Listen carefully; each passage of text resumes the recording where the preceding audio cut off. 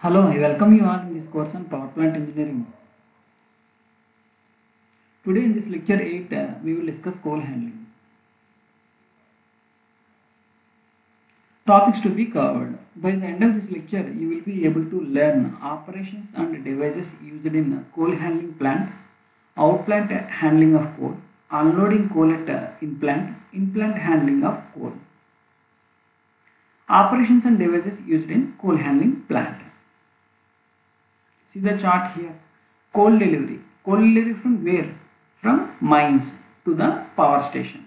How can we transfer coal? Either maybe road or rail and ship. We will discuss in detail in the upcoming slides. From coal delivery to where we have to transfer? Either transfer coal from coal storage at a plant site to point of utilization. Next, unloading. How can we unload the coal after reaching the coal delivery? Either maybe car shakers, rotary car dumpers, unloading bridges, self-unloading ships, lift trucks, cranes and buckets. Next, outdoor storage.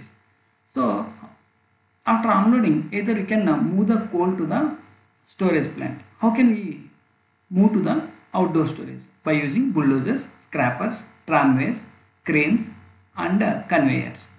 Next, preparation of coal. How can we prepare the coal? Either by using crushers, sizers, dryers. Next, transfer. How can we transfer the coal? By transfer the coal, we can use belt conveyors, screw conveyors, bucket elevators, skip hoist, flight conveyors. Next, covered storage.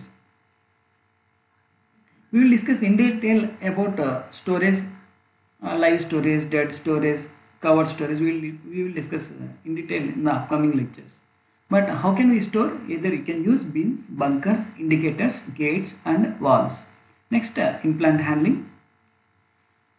And next one, it is moving to the weighing. So how can we have to weighing the coal? By using scales, coal meters and samplers. So why you have to weigh the coal? The reason behind it, so you should aware of how much coal we are putting into the furnace for combustion. See here, this is all our outdoor storage, preparation, transfer, covered storage, in-plant handling, weighing, furnace fire. These all are will come under the category of in-plant handling. But coal delivery, unloading, these all are will come under the category of out-plant handling of coal. See, out-plant handling of coal. Out-plant handling means transfer of coal from mine or port to storage of coal at a plant site. That is, we can call dead storage. How can we transport? Transportation by rail. How much we can, where we can prefer the transportation of rail?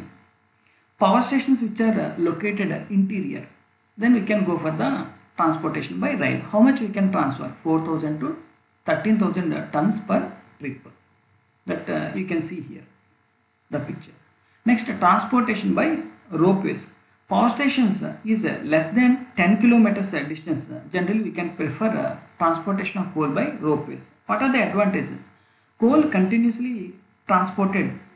That is one main advantage. Another advantage is it is free from workers' strike into consideration. Next one is the transportation by sea or river. So generally, where it can be preferred?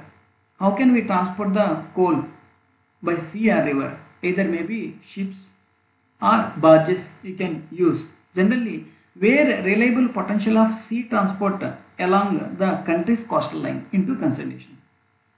See here, generally the power stations are located nearer to seashore areas or nearer to rivers, then we can prefer this type of transportation. Next, transportation by road. Generally it is suited for the small capacity plants. Next one, pipelines. Transportation of coal by pipeline. For far away from the coal mines and existing railway facilities are not cope up with the increasing demands, then that time you can go for the transportation of coal by pipeline. See, this is the transportation of coal by pipelines. Next, coal delivery. See, the coal from the supply points is delivered by ships or boats to power stations situated near to sea or river, whereas coal is supplied by rail or trucks to the power stations which are situated away from the sea or river. Generally, rails or trucks are preferred. The coal is supplied by rail or trucks. Generally, the power stations which are situated away from the sea or river, then you can go for the rail or trucks. Then transportation of coal by trucks is used if the railway facilities are not available. Then generally we can go for that. Hardly it is around 15 to 20 kilometers or maybe sometimes 20 to 30 kilometers. Then you can use this type of transportation. See, outland landing of coal, transportation of coal by barges. You can see, you can observe here how the barges will be looks like.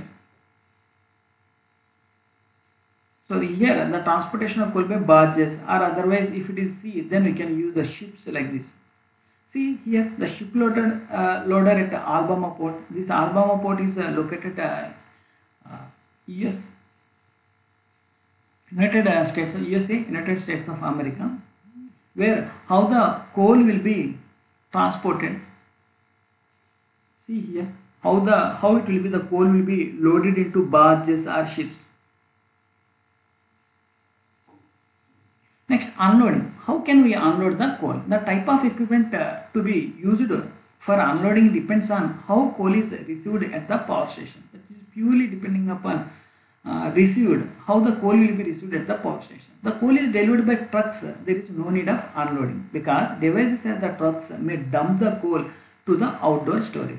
So then there is no other equipment, unloading equipment we didn't require here. Coal is easily handled if the lift trucks with the scoop are used.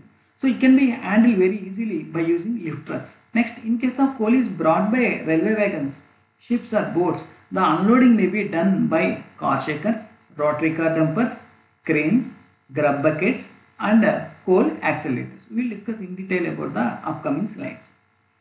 Next one, rotary car dumpers, although costly, are quite efficient for unloading closed wagons. See here the car shaker. See in this diagram, car shaker is permanently mounted vibration system designed to speed the loading and unloading of bulk material from rail cars.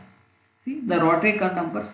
This regarding the rotary car dumpers we already discussed in the earlier lectures, and I have shown a small video also how it will be working. Next one is cranes. No need to discuss more about. We already know, we are aware of how the cranes are working. Next one is the coal accelerators. See here the coal accelerators.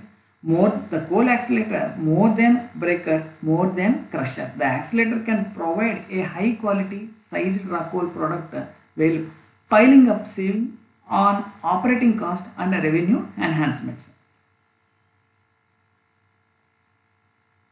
Unloading coal at in-plant. See the coal brought by the ship is unloaded mechanically by cranes or grub buckets at site of the power plants. You can use cranes or grub buckets. We can unload the coal. So the unloaded coal from the ship is either sent to the storage yard or directly to the conveyor system. By using this conveyor system, we can transfer the coal to the storage system. Next one is the conveyor system which carries coal directly to the combustion. Sometimes these conveyors can be used for the, we can deliver the coal directly to the combustion hopper by different, after going the different processes, then you can go for the hopper. See, this is a lift truck with a scoop. It is a lift truck, but it is a lift truck with a scoop. See, it is a bulldozer. See, this is what you have to call as scrappers. Generally, it can be used at outdoor storage.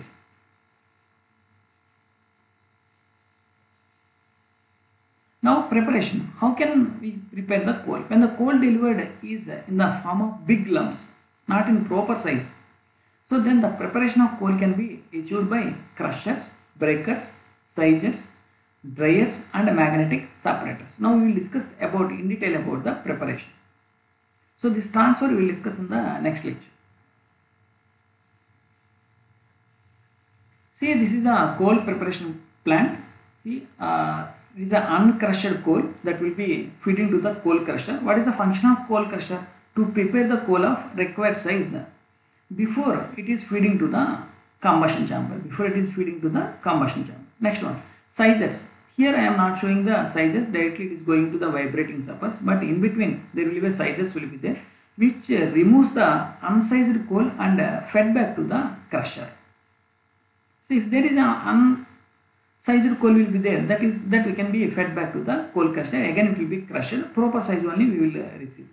Next one is the belt conveyor. Belt conveyor, here the function is it transfers the coal to the coal dryer. So regarding belt conveyor, in the upcoming lectures we will discuss in detail about belt conveyor. Now coal dryer, what is the function of dryer? To remove the, see here, closed coal storage. So here to remove the moisture from the coal. So how can we remove the moisture from the coal? So you should pass the flue gases through these closed coal storage, then the coal can be dried. So after coal will be dried, then the coal will be fed to the belt conveyor. See here, the belt conveyor is attached to the magnetic pulleys. There is two magnetic pulleys will be there. It is a reject tube. So what is the function of magnetic pulley or magnetic separator, we can call it? So there is a iron scrap and particles are removed with the help of magnetic separators. So what is why, if you are not removing any iron scrap or otherwise particles, then what will be happen? So here there are two important points. One is it may choke the burners.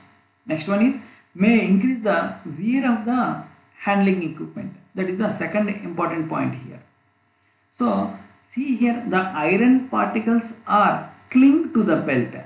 Say there is a belt will be there. It's a belt conveyor, cling to the belt as it travels across the magnetic pulley. It will be cling. Then finally it will be rejected to the reject chute. So through the belt conveyor, the coal is transferred to the bucket elevator. So here it will be moving in the upward direction. Then it finally the coal to be going to the storage hopper. Then the coal will be fed to the furnace. This entire diagram will be represent the coal preparation plant.